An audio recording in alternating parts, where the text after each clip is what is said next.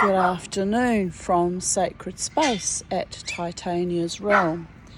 It's the 1st of May 2023. It's 2:44 p.m. I've decided to make this video because I have been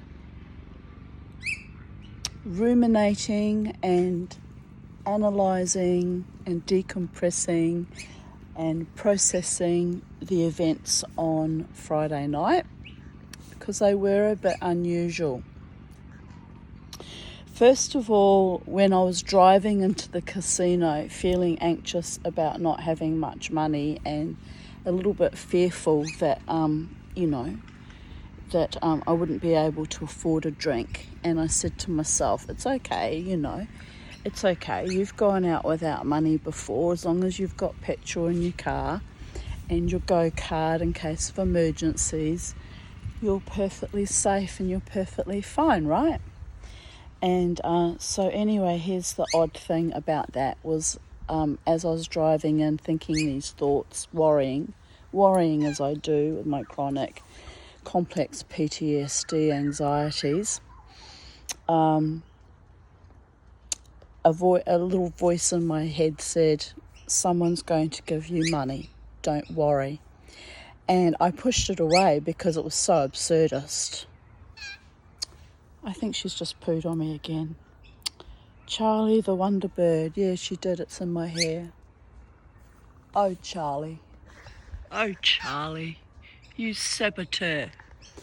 So that's the theme of this video today is about sabotage. I want to talk about the sabotage that goes on, right?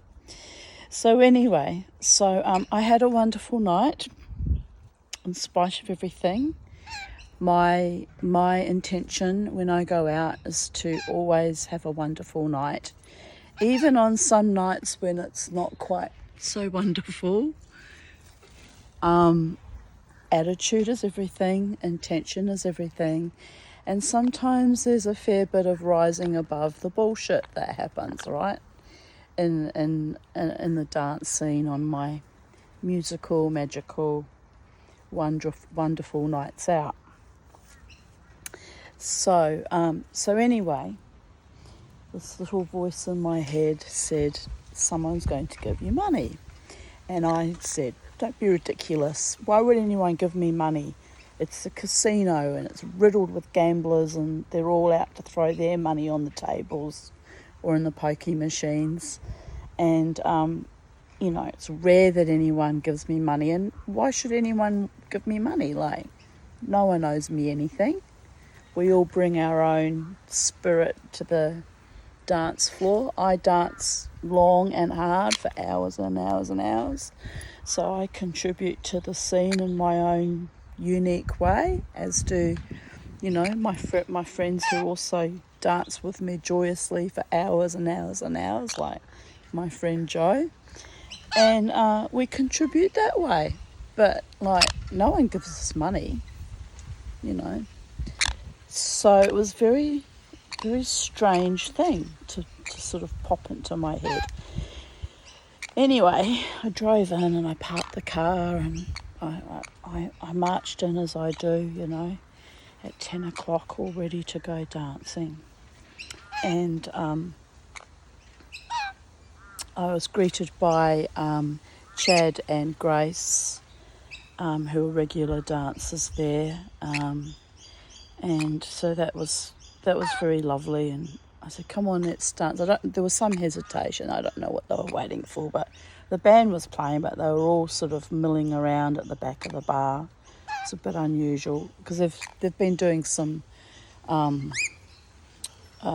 raffles or some kind of, I don't know what you call it, kind of a raffle thing. So I thought they were waiting for that, but I couldn't see anyone making any announcements. So I was like, well, what music's playing? I'm here to dance. So off I went to my little spot, Anyway, we were dancing together for quite some time, Chad and his wife Grace and I, and having a lovely time. And then my friend Jo arrived on her own without her friend Sally, or our friend Sally. And so I said to her, where's Sally? And she said, oh, she's not here tonight, but I've decided to come out on my own. And I said, well, that's very brave of you, because usually she comes together with Sally. I always go out on my own.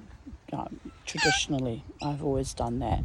Like to go out on my own and come home on my own, and then there's no dramas and not waiting around for people and saboteurs, right? So, yes, had a lot of that over the last 12 years while I've been going out dancing. A lot of sabotage. So anyway, the night progresses. Joe and I are dancing together. I think Chad and Grace, they went off probably to gamble or whatever. And so it was Joe and I holding up the casino dance floor. And Joe's very beautiful and very slim and elegant and has a lot more energy reservoirs than I am because she's slim and fit. And I'm, I lumber about my short, fat hobbit body. But I managed to dance for 5 hours on Friday night.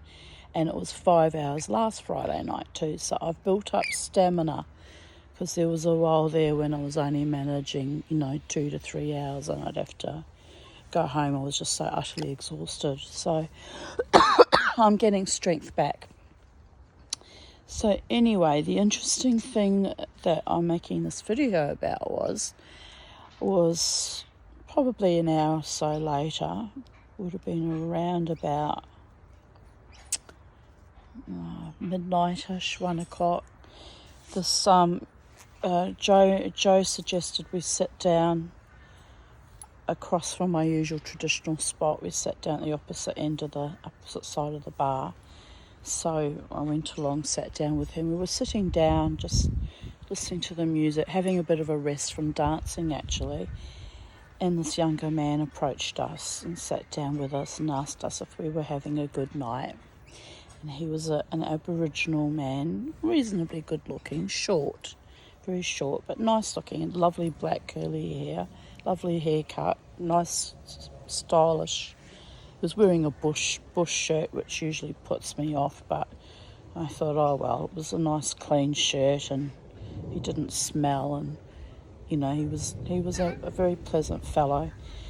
And so he said, oh, you're having a good night? And we said, oh yes we are, thank you very much. And he just locked eyes on me and randomly said, can I buy you a drink? And I was actually dying for a drink because I hadn't had anything to drink because I had no money. And Joe very politely said, oh, no, thank you. And sort of looked at me because she was hesitant, She's like me, we're very wary and gun shy when men approach us. From years and years of damage has caused us to be. And also the getting of wisdom with older age. We're well aware of how toxic and dangerous it can be, right? So she sort of looked at me and I'm like, I'm dying for a drink. But anyway, I just nodded politely. I thought, oh, well, later on I'll get myself a glass of water if I'm desperate, So anywho, he randomly looks at me. I think that boy, he wasn't a boy, he was 40, but, he was very young. 40 years old compared to me is very young. That young man, I think he was a little bit psychic or clairvoyant on some level. I just had the feeling the way he sort of zeroed in on me, like it was like he had a connection to me. And it was very, very unusual and a little bit confronting, quite frankly. So his eyes locked into mine, and he pulls out of his wallet a $20 and a $10 note, and he says, here, take that. I want to give you this money. And I looked at him and I went, $30? He went, yeah. I said, what for? He said, oh, it's just mere change. He says, I want you to have it. And Joe's looking at me like, what? And I'm looking at him because literally I'd put up a prayer driving in, I don't have any money and my lifestyle has to change and I'm sick of scrabbling around in the dust and, I need to sell my jewellery, which I did have an offer someone wanted to buy the pendant I just made, but I didn't want to sell it because I put so much heart and soul and work into it, and I have an attachment to it because I bought the stone 30 years ago, right? So anyway, and I was berating myself. I thought, you could have sold that lovely pendant to this friend in America and you would have had money tonight, you idiot, kind of thing. And it was around about then that the spirit kind of said, no, someone's going to give you money, don't worry. And I pushed it away. So this younger man giving me this $30 randomly out of the blue, didn't know me from Adam. We hadn't even struck up much of a conversation apart from saying, yes, I'm having a good night and no thanks, we don't need a drink. He probably picked up, he was quite perceptive and bright actually, probably picked up my little bit of a wince and he'd probably, to be fair, been watching us dancing for a while. I hadn't observed him from the dance floor, from my infamous spot in the dance floor, but he might have had his eye on us for a while. Probably had noticed that we weren't drinking.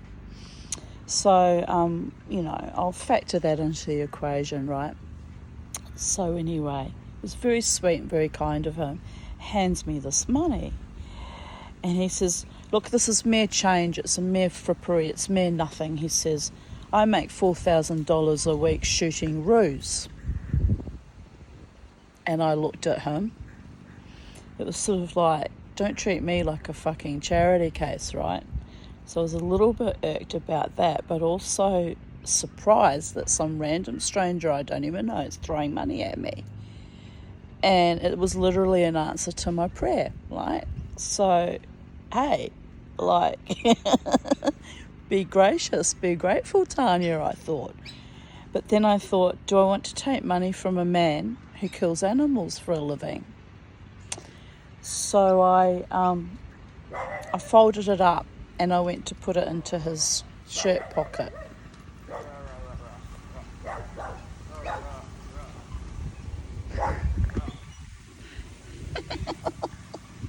My little son is quite crazy now.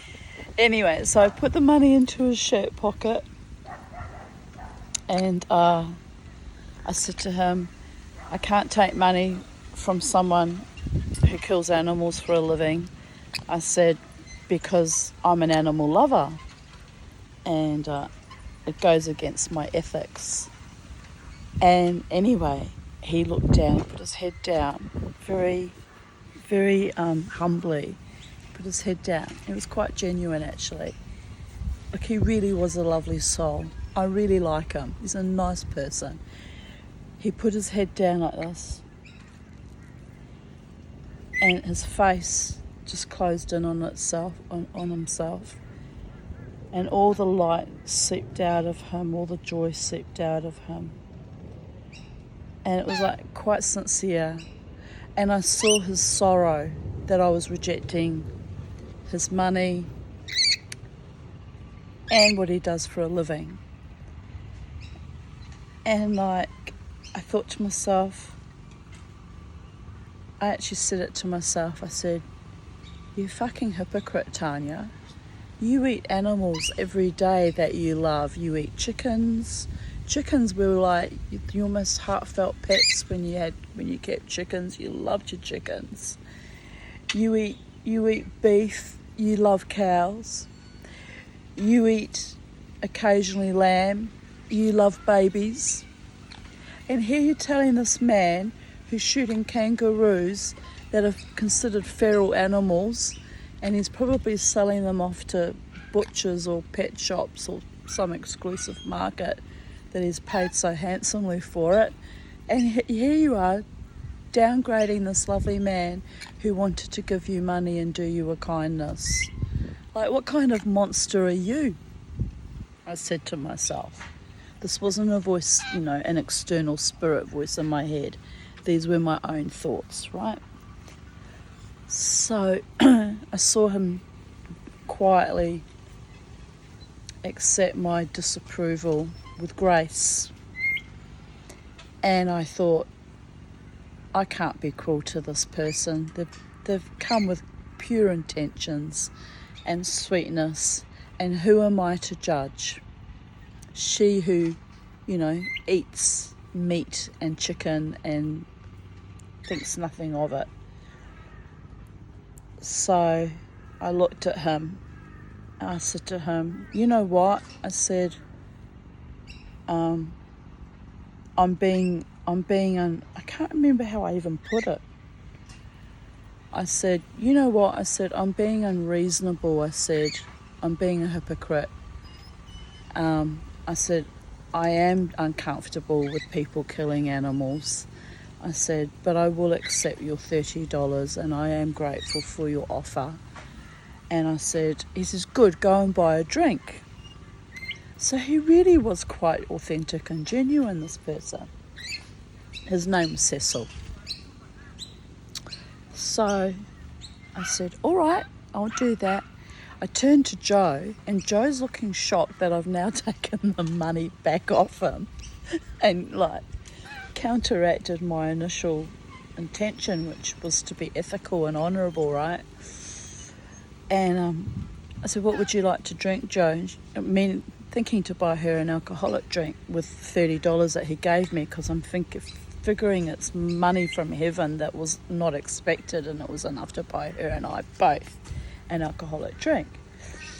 So what happens was, Joe, who's got stronger ethics than I, she goes, oh no, I don't want anything alcoholic. And I'm like, I think she didn't want a monetary fiscal type contract, soul contract with this man. And I get it. I wasn't overly keen on that either, to be honest.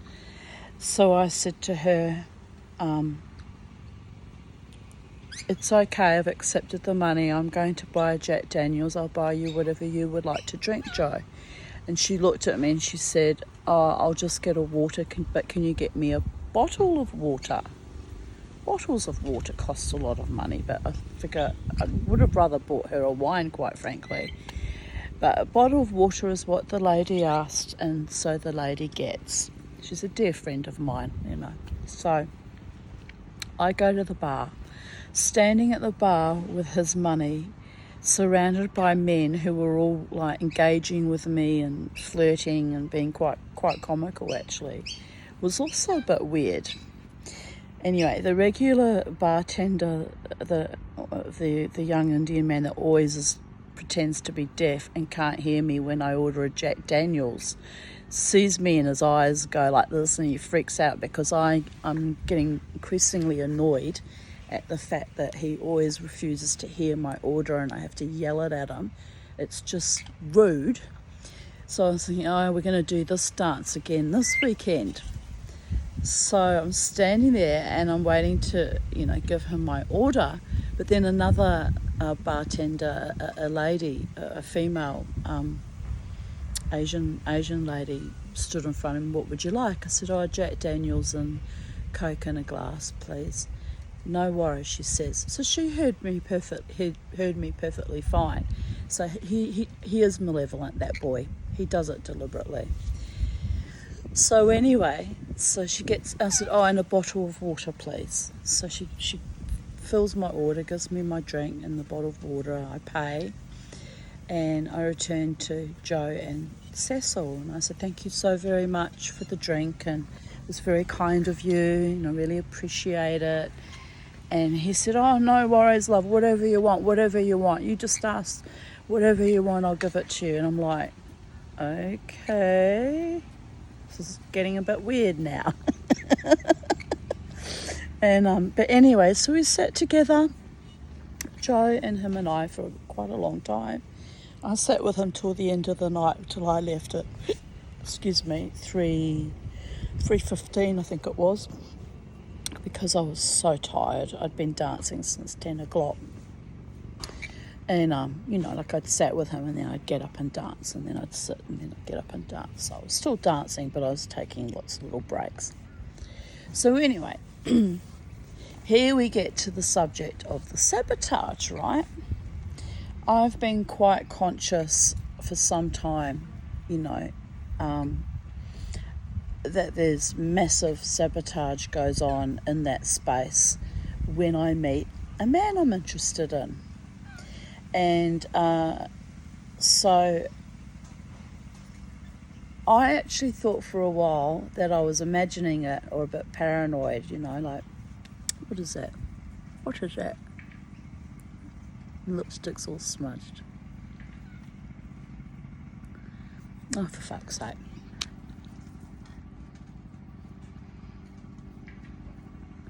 Anyway, sorry about that.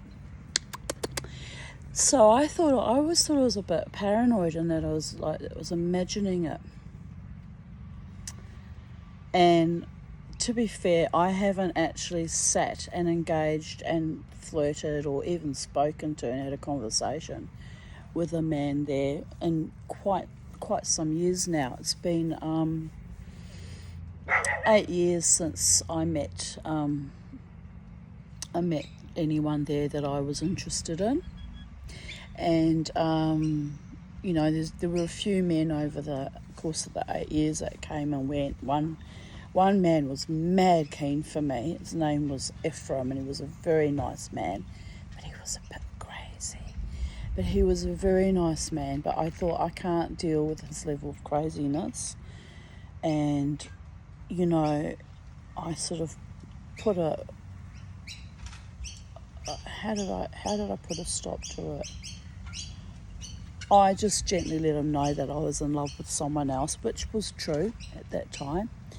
And eventually he stopped coming to the casino. So I sabotaged myself there. That was about 2016, 2017, I think. Might have been prior to that.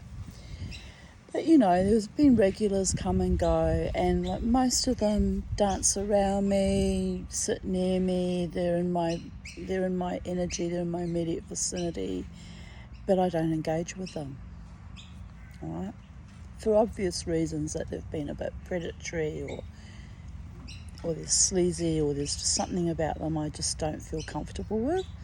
And so I just go there, I have my own little spot, and I dance like a crazy woman myself, and then I go home exhausted. And this has been going on for 12 years. But the last time I showed an interest in a male, there was so much sabotage, and I thought, did I imagine that? Was that real, right? And I'm talking about the last time that I showed an interest in a male. That would have been 2019, 2020. It was before COVID came. Oh no, if it was 2020, we were in the beginnings of COVID. So no, it must have been prior to that, 2018, late 2019. Anyway, that person that I actually expressed interest in turned out to be a weirdo too. And I was so relieved that nothing came of that, potential blossoming friendship, because he was completely weird and inappropriate. So anyway, so I'm sitting with this new friend, this new man who's befriended myself and Joe, and he's offered to buy us a drink again, so we eventually accepted drinks from him as well. So he bought me 3 Jack Daniels during the course of the evening. He gave me the $30, which I used to buy the first drink, and then he bought me 2 more drinks, and he just kept saying, well, whatever you want, as much as you want. And I said, no, I've got to drive. And he said, oh, so you only have a drink an hour? I said, that's correct. Then he looked at me strangely. He said, are you on your opens? Which I thought was a strange question to ask. Anyway, I threw my head back and laughed. And I said, I've had an open license since I was 16. I said, that's 42 years. I said, longer than you've been alive. And he just kind of looked at me, because he's 40, right? And then he sort of said something along the lines, I can't remember, it was a bit flirtatious actually. And I said, oh, but my darling, I said, you're only 3 years older than my eldest daughter. I said, please. I said, that's a little bit ridiculous. So he was really quite keen, but he was sweet about it.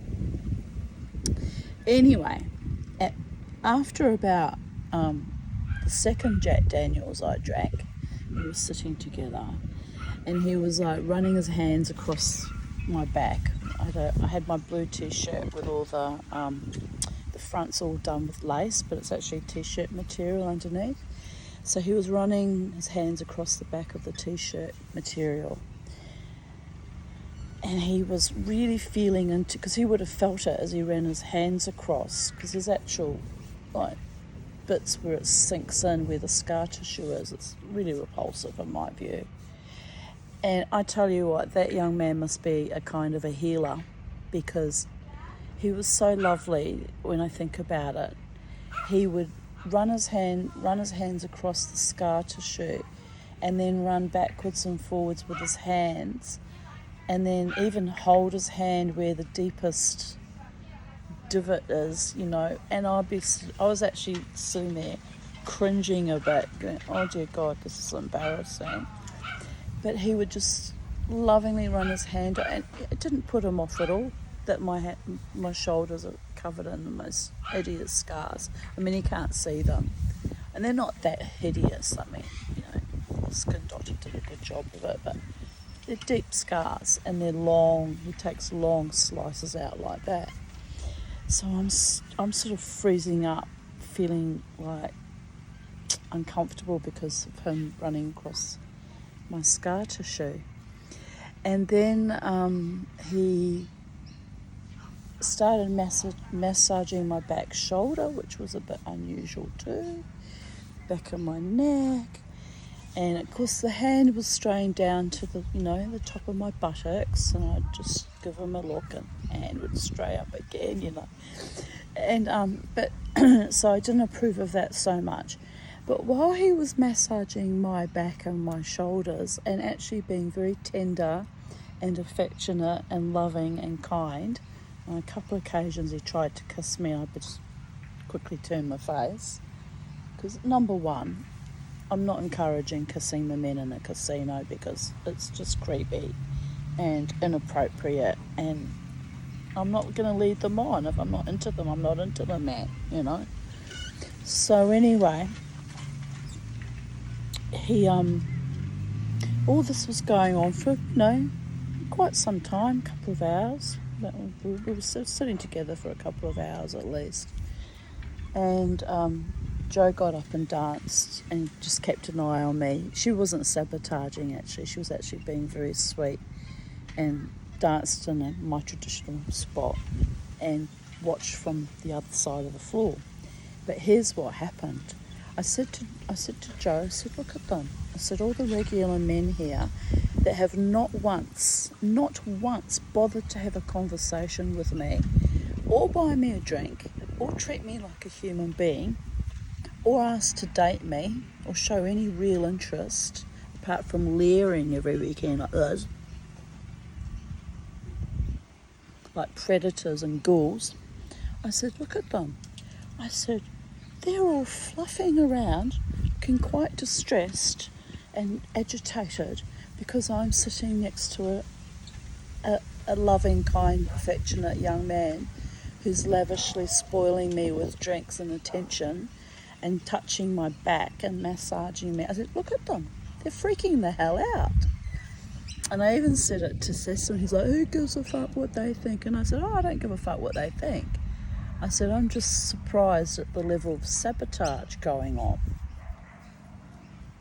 And so here I find out that I wasn't paranoid after all these years of me being completely asexual and celibate by my own choice and my own sabotage, because I decided that I had found the one, even though the one didn't find me and didn't want me, blah, blah, blah. I'll continue to make videos about that ad nauseum till I die.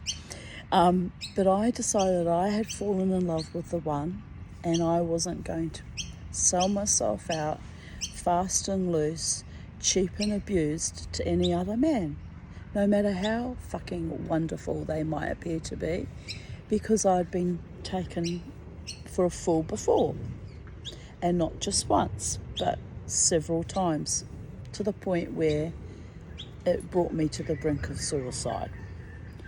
So I'm not going to play those evil, debauched games, and I'm not going to be used or abused or played for a fool by these monstrous, low-level entity men. And some of the women back in 2015 were equally monstrous and malevolent. And you know what? By and large, a majority of those evil, rotting people don't come anymore. So it's actually been lovely the last year or two that I've been dancing there without that level of stress and high strangeness.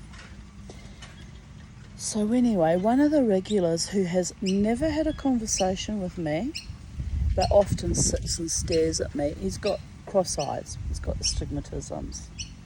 And no judgment, my former lover that I hold a torch for like an idiot, he too has an astigmatism. And the former friend that he took up with to, designed to hurt and humiliate me, she had such bad astigmatisms that I actually back in 2014 nursed her for 5 nights after she had surgery to correct her eyes. So, and here's the other ironic weird thing. My sister, my half-sister, who was also a malevolent, evil dog towards me, also had corrective eye surgery, 3 major surgeries during her childhood to correct her astigmatism. So I'm not judging of the crooked, cross-eyed thing. In fact, I've attracted quite a few people into my life that had damage with their eyeballs, right? So, I mean, look, even my psychiatrist, when I last saw him, had a terrible hemorrhage all around his eye, and I said to him, what are you not seeing clearly and what's going on, It was quite alarming. So, anywho, this regular man, his name's Frank, was staring at me like this, standing opposite where I was sitting with Cecil on the dance floor, going, and pointing at us like a child, like a demonic-ridden imp. And I'm looking at this man because it was just such a display of jealousy and spite and envy and just primitive, infantile behaviour, right? And I'm just looking at him. At first I'm looking at him because I'm thinking, is this part of his dance or something? It took me actually about 30 seconds to click on that he was actually openly making fun of me for sitting with this nice younger man who'd been so kind to me. And the younger man, Cecil, he was just looking too. I don't think he understood what was going on either. It was just bizarre. And so I just glared at Frank. I only know his name's Frank because someone mentioned it last weekend before. Anyway, I just glared at him. He got the full tripper death stare like. Anyway, he looks at me, realises that I'm death staring him back, and then slinks away. Like, they're such low-level entities. They don't even have the courage of their convictions. They stand there and they think they're going to debase and humiliate me for daring to have a potential love interest and have a life. And they crawl away. So anyway, it was quite delightful in a way. I kind of had to laugh. I thought, you people are so weird. Like, I've always known they were a bit weird, because it's a casino, but they're just getting weirder and weirder and weirder. And I don't know if it's because of the transubstantiation of the sacred needlecraft, or whether they're just that infantile and regressed and weird. But anyway, Frankie boy slithers away, returns to his seat, and I actually leaned over and looked at him like that, as just say, fuck off, right? So anyway, but I realised the regulars, particularly the males that have never dated me, have never shown any real interest in me, have never gotten up the courage to say, would you like to go and have a drink with me, or would you like to have a meal with me, Tanya, or, you know, would you like to even talk to me, have behaved like infantile bonobo apes, really, showing their bottoms. Ooh, Tanya's talking to a male. Oh, there's a male showing interest to Tanya, being kind and generous and sweet. Oh, we must make fun of her. Like, what the hell? What the hell? But it wasn't just them either. I was watching the security guards.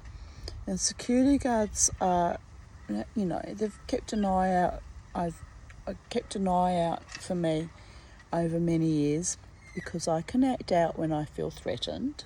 I admit to that. But, you know, I haven't done anything.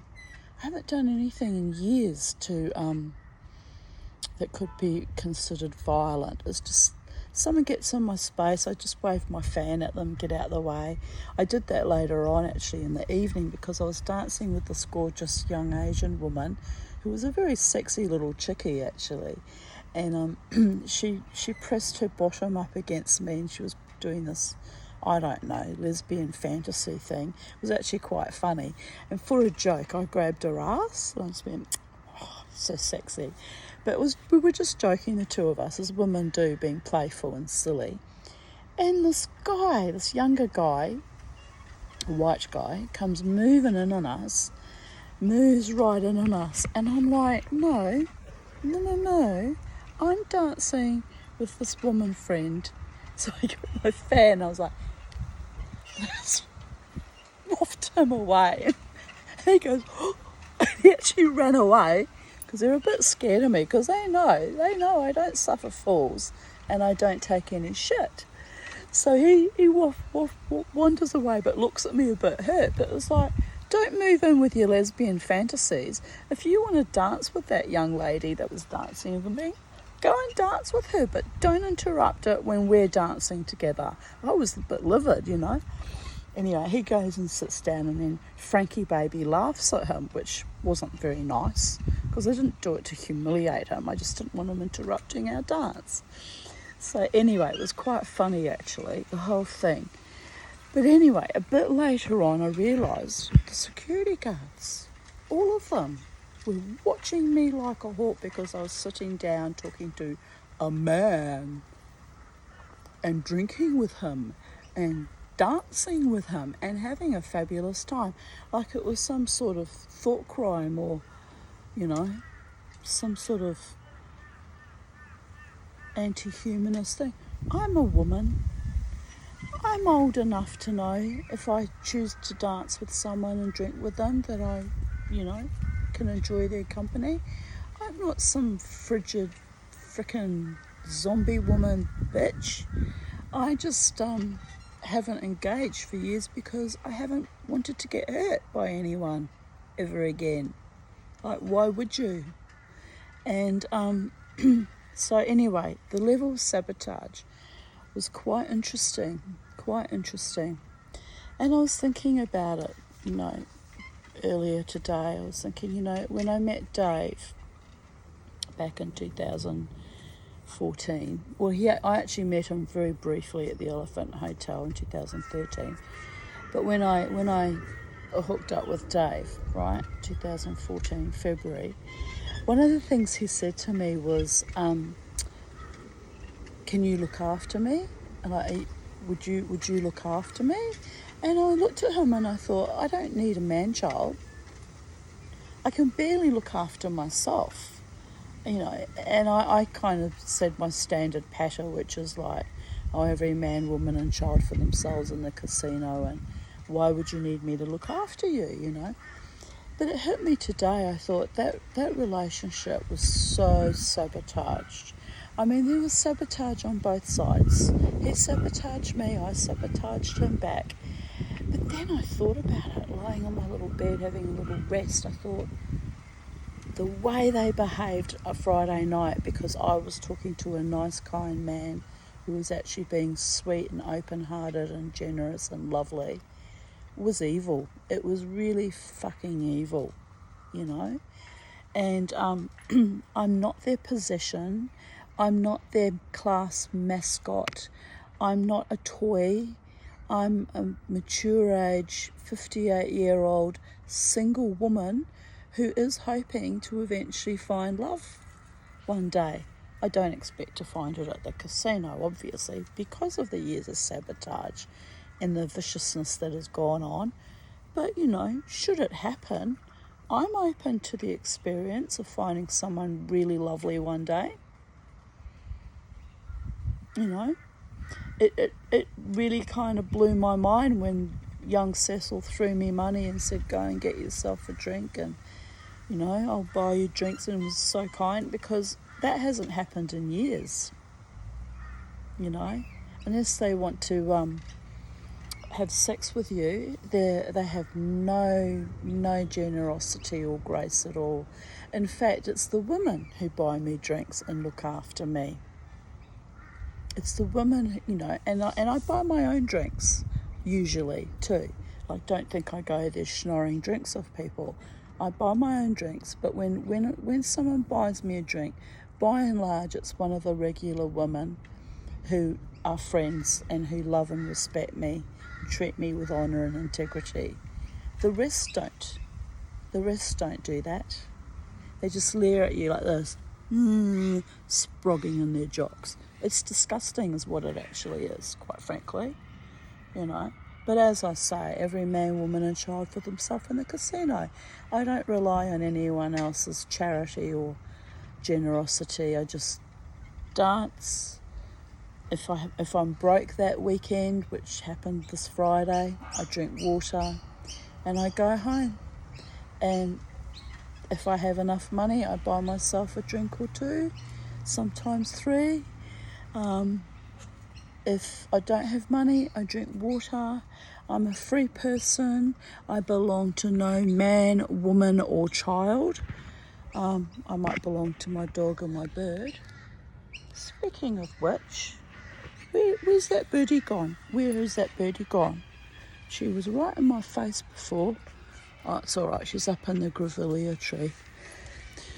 You know, I don't belong to anyone but the cosmos and the gods. And I reject and rebuke all trickster spirits that are malevolent, that stand in front of me, making fun of me when I finally meet a nice person that wants to be a friend or potentially a lover, but he's far too young for me for that.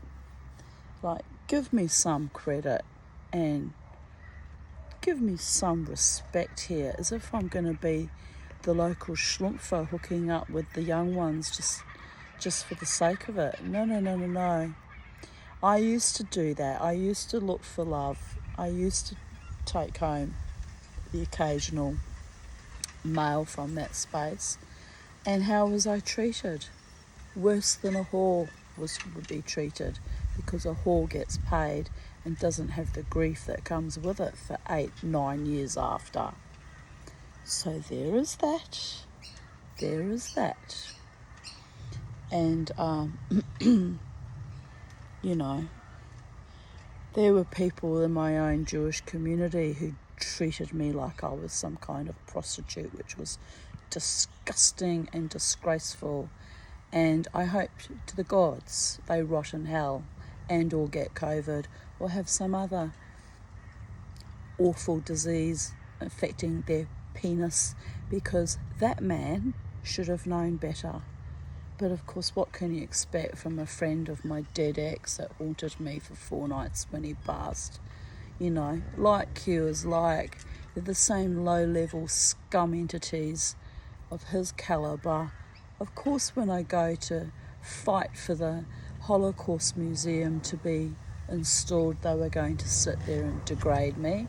Of course they would, because they're low-life scum.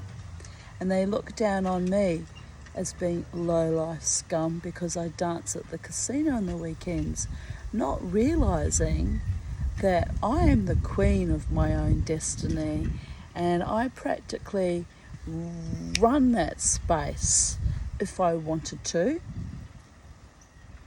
I just don't, because I go there to relax and have a good time and enjoy myself. But how quickly were they run into line when they stood there leering and pointing and laughing at me at me sitting and drinking and dancing with my nice new friend.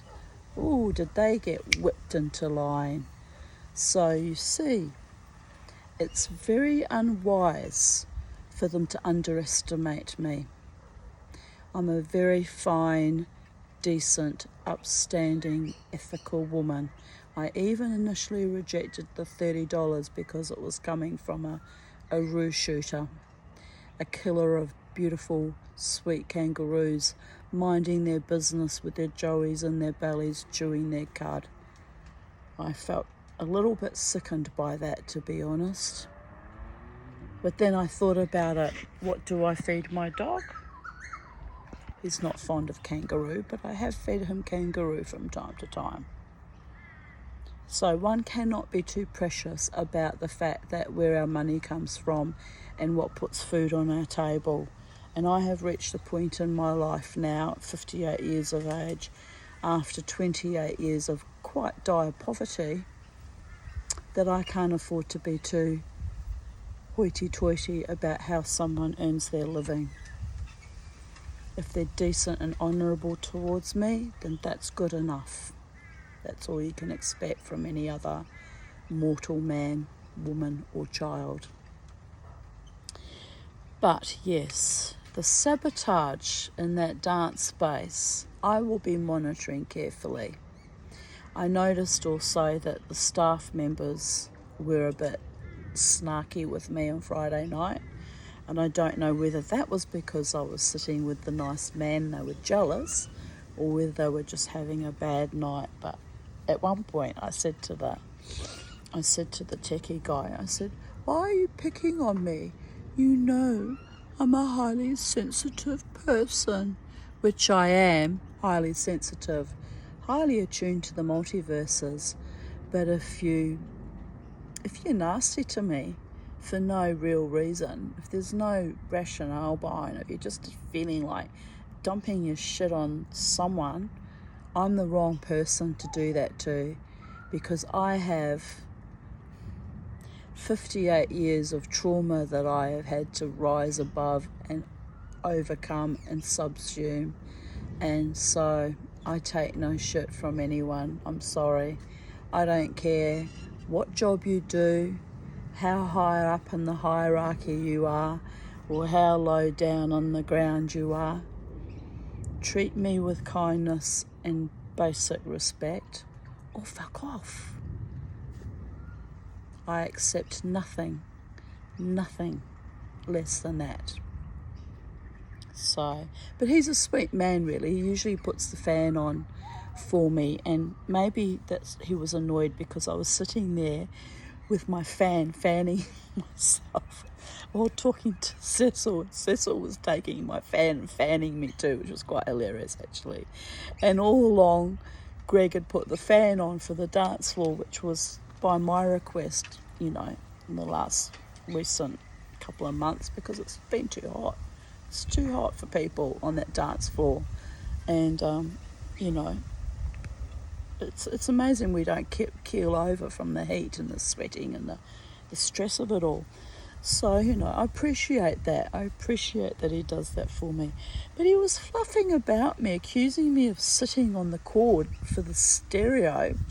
I was right next to the big stereo, right? At risk of going deaf, mind you, with my Eustachian tube ears that are always dripping oil and doing weird things.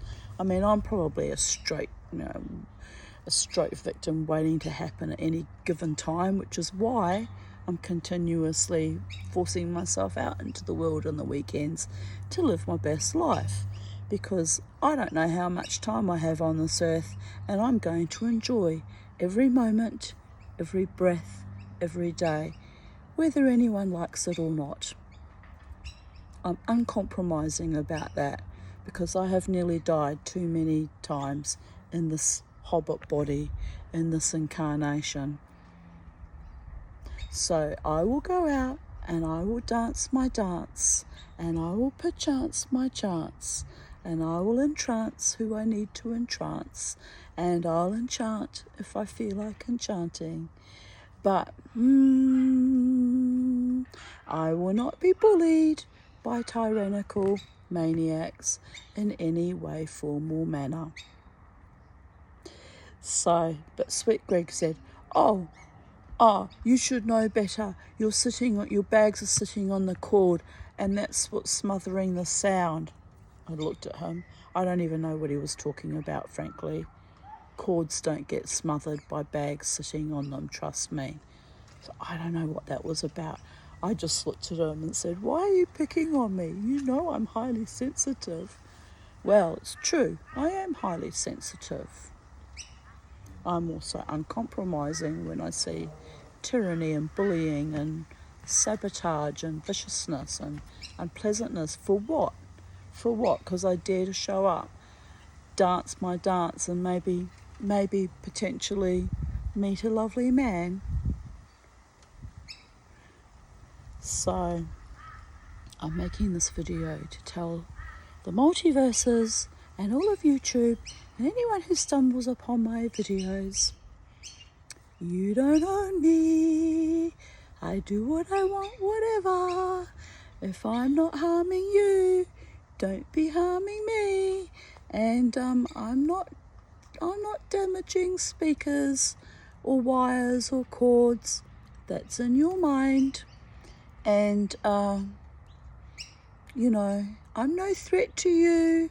If I should eventually hook up and have passionate, wild, loving affair with some gorgeous man, doesn't impact on your days, sweetheart. You've had 8 years, you men, at the casino. Actually, they've had 12.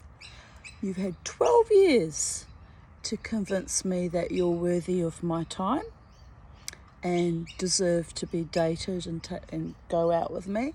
Not one of you has put in any effort, except for young Cecil on Friday night. Put in considerable effort and sweetness and kindness and generosity.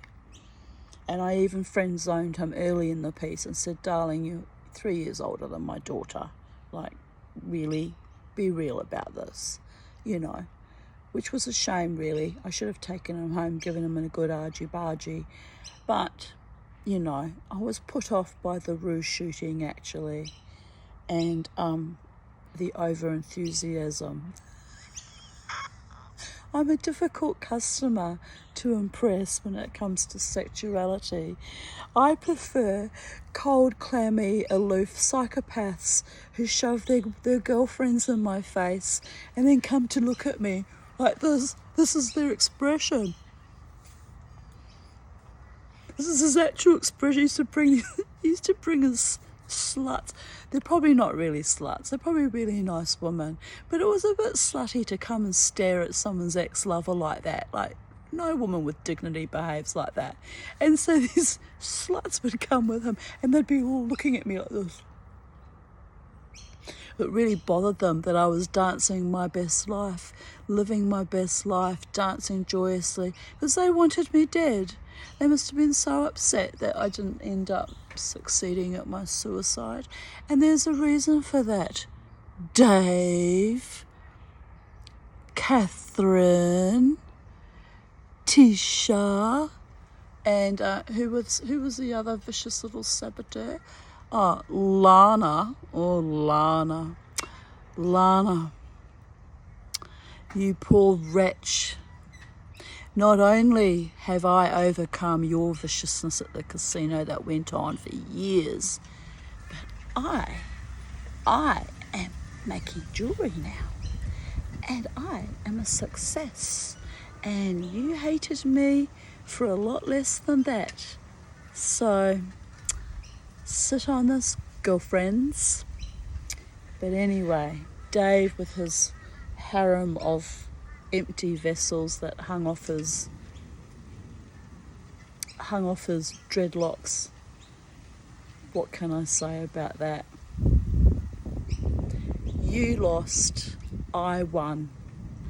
I overcame the grief and the horror and the trauma of it all, and I'm still dancing and I'm still living my best life but not one of you owns me. Not one of you.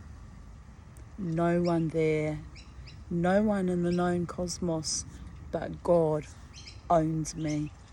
And even God's had to put me on a long leash at times.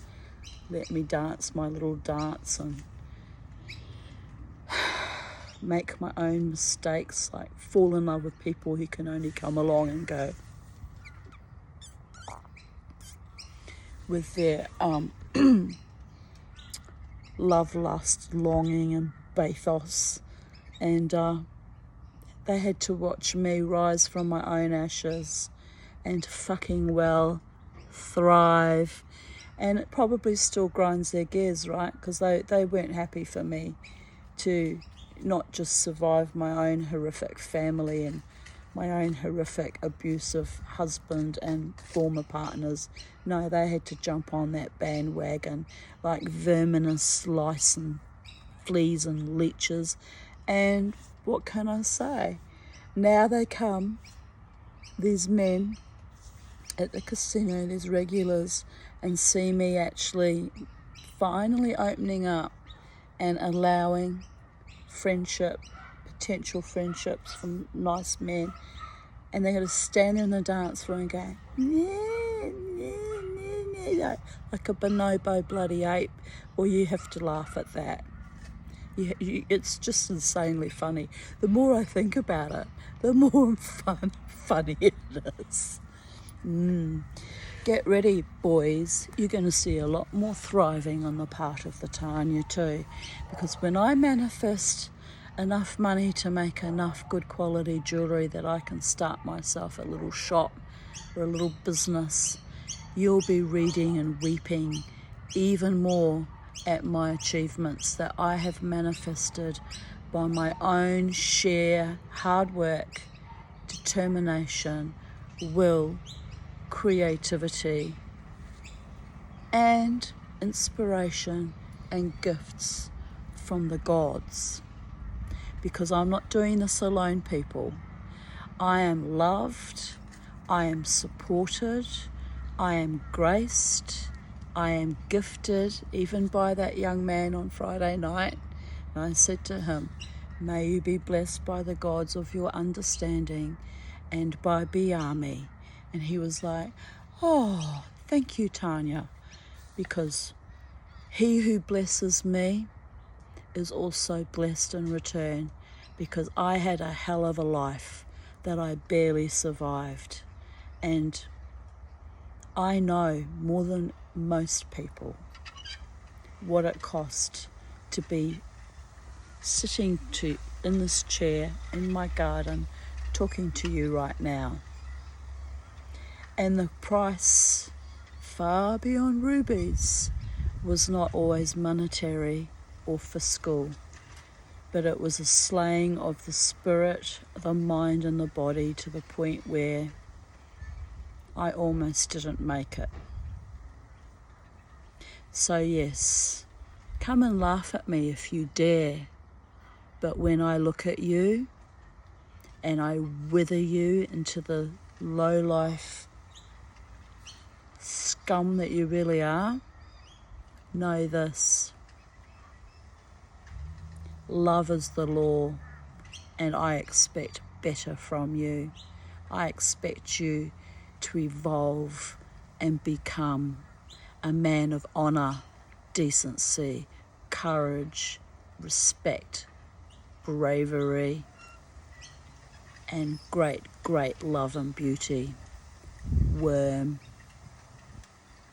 You know, I was wriggling around I was scratching around in one of my pots. I think it was 2 years ago. Was it 2 years ago? 2021, when I sold my mother's beautiful crystal candelabra. I'm rubbing my jaw. Why I'm rubbing my jaw, people, is I think I've got another cyst in my jaw. It's extremely painful.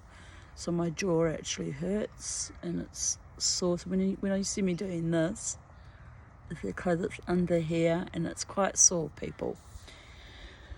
And I need to probably see a dentist, but the dentist just send me away and tell me it's all in my mind and refuse to aspirate because of COVID. And no, they're deliberately leaving me with rot inside my jaw bones and my teeth, hoping that I'll just die of sepsis, because it's genocide, people.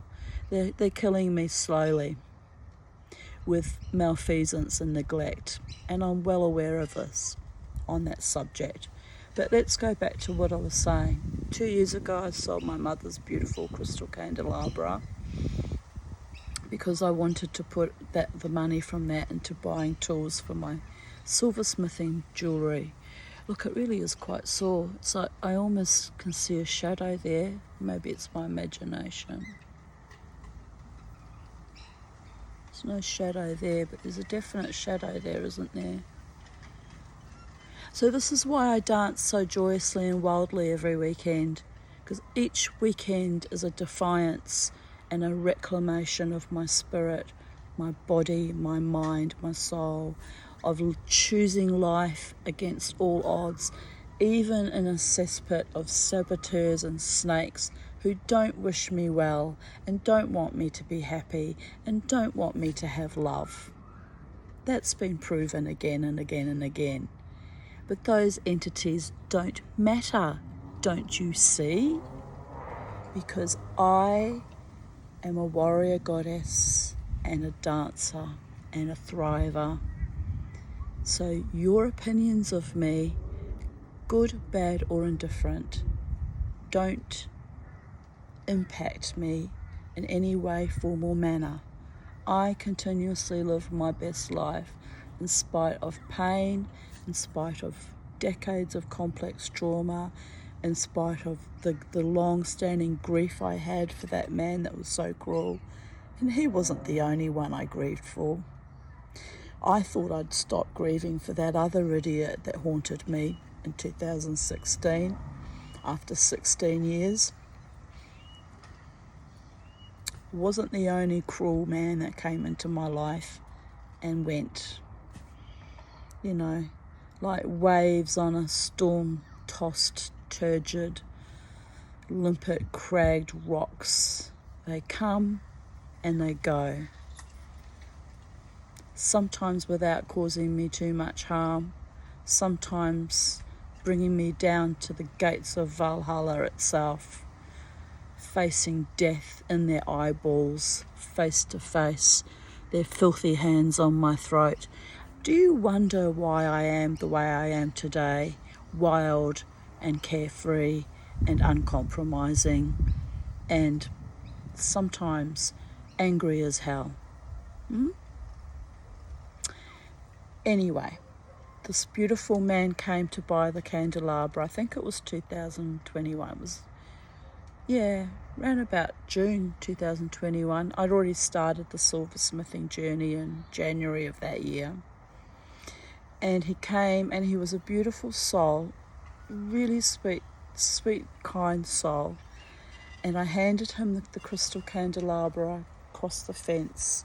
And I said, may you be blessed. This belonged to my mother and I'm happy to release the energy, but I've smudged it and cleansed it and purified it, and may you enjoy it and have many years of joy from it. And he gave me the money for it, and he said to me, he looked at me, it was very profound actually. He said to me, you, Tanya, are loved. He said, you are loved so deeply and so immensely. He said, but it's not in the usual way that people are loved. He said it's a most unusual kind of love. And my heart immediately recognized his message and what he was saying and resonated with it. Because I am loved by the gods, by my very true close friends who are, there's very few of them in my inner circle, and who adore me. They really do adore me. And I don't have the love of a loving male partner or sexual partner. I don't have the love of a husband. I don't have that kind of love, but I have so much love and joy from my pets. Which, mind you, gotta find where that birdie is. Oh, she's all right. She's still on the grevillea tree. So, I have so much beautiful love in my life that is ennobling and joyful and kind and protective and blessed. So this man coming that particular day to tell me that when he bought the candelabra, it kind of really blew my mind, right? And I said to him, oh no, I know I have love. I have love in my sacred space garden. I'm surrounded by love here and the gods and the spirits and the angels. And he's just looking at me, He was a sweet man. He said, he said, I'm in a relationship, he said, but when I was on my own like you, I was better off because I didn't have to fear, can I trust them? Will they betray me? Will they cheat on me? Will they lie to me? Will they rob me? He said, I hate living like that. He said, I was much happier on my own. And I nodded. And I said to him, yes, I have been too. Much safer and much more at peace and contented on my own.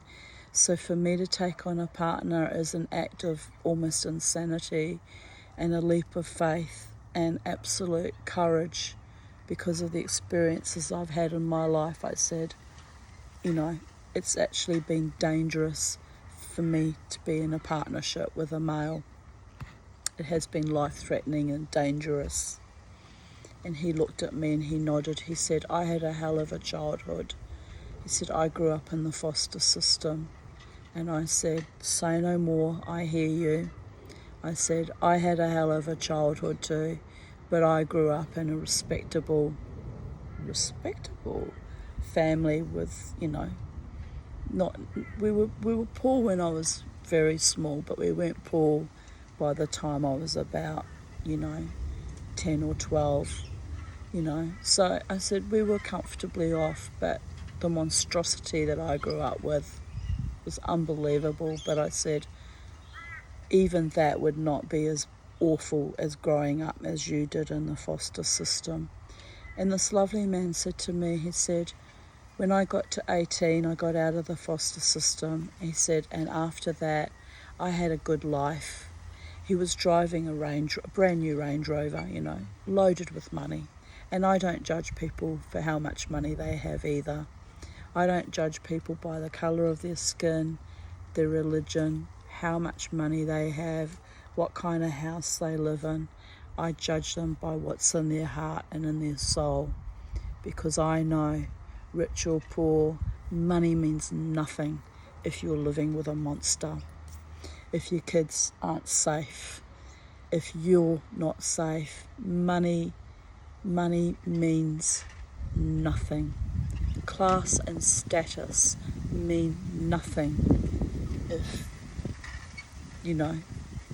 daddy's an academic or an intellectual or a doctor or a scientist, but he beats and rapes his wife and children. Money is nothing.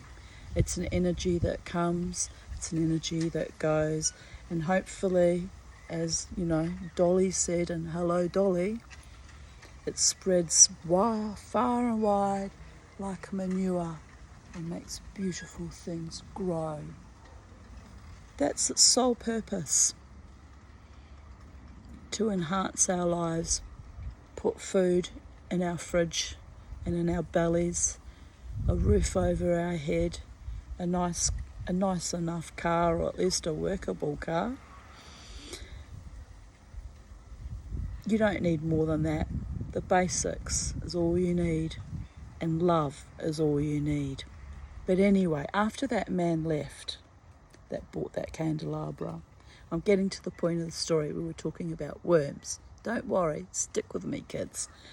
So after that man left, I was on almost a spiritual, enlightened, euphoric high, because A, I was grateful sad to part with the beautiful candelabra, but grateful to have enough money to buy the equipment I needed at that time.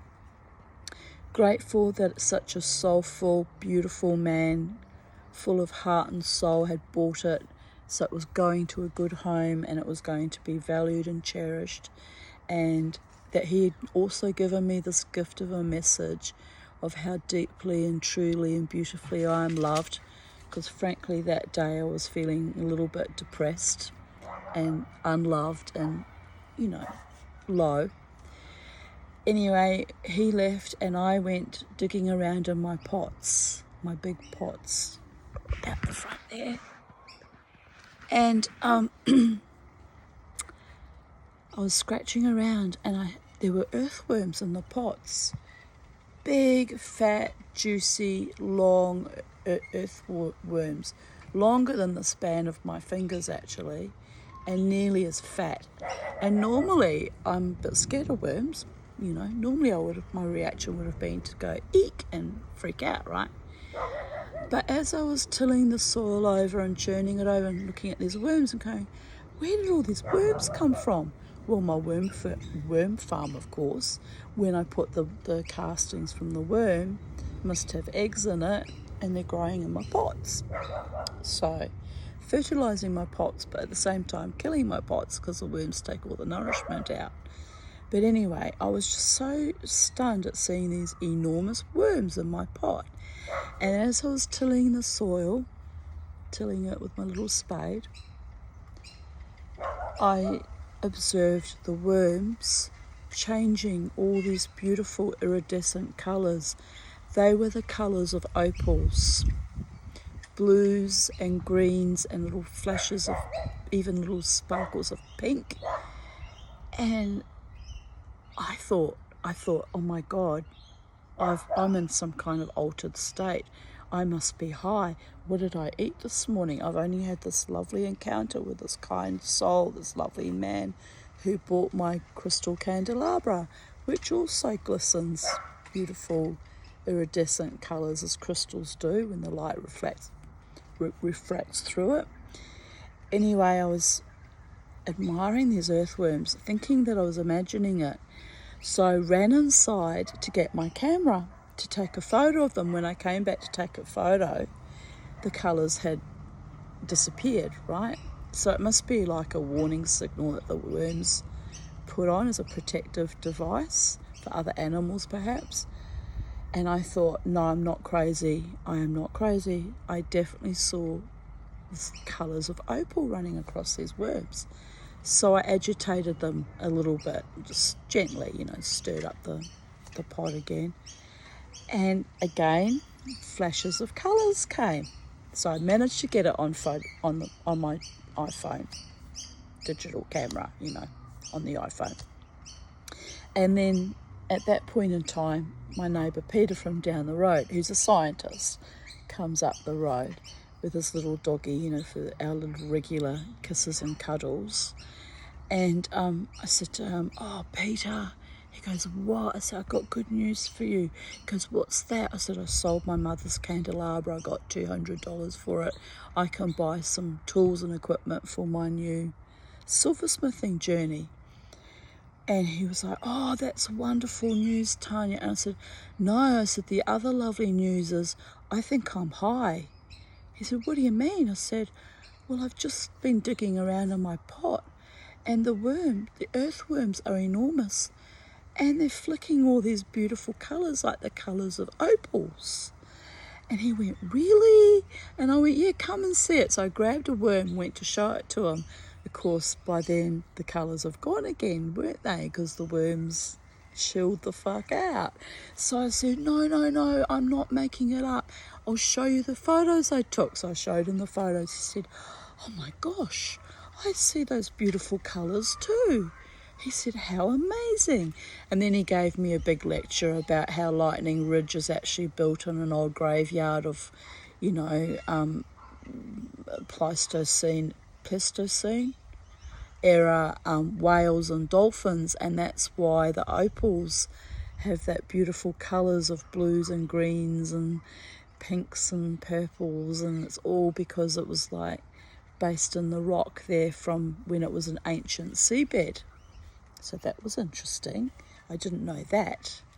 Speaking of which, I want to buy myself some really nice opals, for my silversmithing journey, so I can make maybe some nice rings for myself and obviously some to sell. So that's the next step in my journey, is I'm going to have to source enough money that I can buy a few nice gemstones and make some lovely things. I did buy a turquoise last night. Even though I'm broke, I messaged the lady and I said, I'll pay you tomorrow on PayPal, and because I'll pay it in full. It was only $37, I think it was. But, $37 is a lot of money when you don't have it, right? So I thought to myself, you crazy chickie, what are you doing buying stones you can't really afford? But $37 is affordable, whereas, good quality opals run to hundreds of dollars. So anyway, that's my next goal, is I want to learn how to make lovely rings and set beautiful stones, and that's a long way down the track. But I think I will try and make a nice ring out of this little this turquoise I just bought. I'm excited about that. So, pardon me. So I'm stretching my finances as far as they can go on a thin ribbon of pure love and intention and abundance and prosperity, gifted by the gods. And the trees are listening to me, and the fairy folk are listening to me, and you're listening to me. So if you wish me well and bless me and encourage me and motivate me in my new silversmithing journey, you never know what I might make next and what I might come up with next. And those of you like the casino regulars who are spiteful, malevolent and jealous of me just for my mere existence, I'm going to make beautiful things and I'm going to continue to dance. But if you continue to be nasty and unpleasant in that space, I've done it before and I'll do it again. I'll just take my dancing somewhere else where I'm valued and appreciated and respected and cherished. I don't waste my time on low-level entities anymore. I mean, I did for years. I wanted to prove that I could overcome the viciousness of Lana and the viciousness of a few other people there, like Dave, who brought his floozies to be so vicious and nasty as to just peer at me like I was some sort of insect. Guess what? I'm still dancing in that space. Where are you, bloodless curs? So I overcame them and I gained a mastery over my enemies. And that, my friends, is worth more than opals. Crushed on the bones on a seabed over millennia. All the ones that tried to crush me have found out from bitter experience that I am a spirit that does not get fucked with. And that's because I'm a good person and a good soul, and I am loved by the Holy One in all their manifestations. And I truly believe that. And maybe it's crazy, maybe I'm wrong, maybe my life not quite working out on this constant cycle of despair and poverty and trauma. Maybe I'm wrong, maybe there is no God, and maybe I'm just being tortured and fed a little bit and nursed along and pushed along and then slammed down again. Maybe that's proof that there is no God, but I choose to look at it that I'm being guided and uplifted, and at this late stage of my life, gifted by other souls who see me, even for a brief time, for an evening at the casino. That was delightful and much appreciated. And my blessing to Cecil was pure and of good intention. May Begone, the Aboriginal name for God, bless him, and may he bless me, or she, I don't know, God has no gender in my worldview. May they bless us all. May they protect all of pure hearts and good intentions, of honour and of grace and of generosity and of peace. May we all be blessed and protected from the evil that is seeping into our world in exponential contortions and proportions. But I know something that they don't. There is goodness and beauty and valour and creativity and kindness and generosity in the world, because I, the Tanya, have received it and have also in my time gifted it accordingly, according to my means. So keep the flow happening, keep believing in goodness and life and beauty and integrity and honour, and let love be the law, the only law. Even for my wormwood ones, scrabbling in the dust, I'm waiting for you to light up with your true beautiful colours. Show me the calibre of your spirit. Don't behave like a bonobo ape being jealous of me for having a bit of loving attention for once in 12 years. It's been 8 years since anyone paid me that kind of loving attention. 8 long years. So it's time.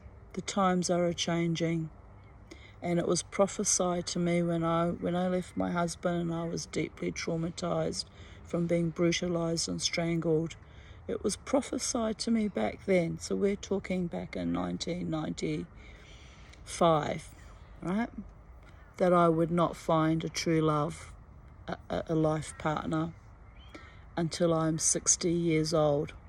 And I'm 58 now, and I've long ago given up hope of that. Thanks to Dave and his minions, I gave up on hope of that, even though occasionally I call him and make a dickhead of myself. I did give up on hope of it ever manifesting into anything beautiful.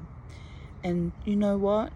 I'm being shown signs from the multiverses every single day that love surrounds me, that love is available to and for me, and that my truest, deepest love is coming. But I'm very conscious and well aware that it might not be in this dimension, in this earth, in this body, and that I might not find or meet that person until I transition out of this life. I'm very conscious of that. But in the meantime, while I'm still on planet Earth, I'm still enjoying every moment and every day. Tired, fatigued, inspired, ebullient, euphoric at times, working on my dreams with my jewellery, dancing my tribal dance, my shamanic dance every weekend as I have done. I will continue to live my best life and be the best version of myself. So if I cast you a withering, scathing, eviscerating glare, know this, that too is for your highest good. Amen Vasila. Bye for now. Love you.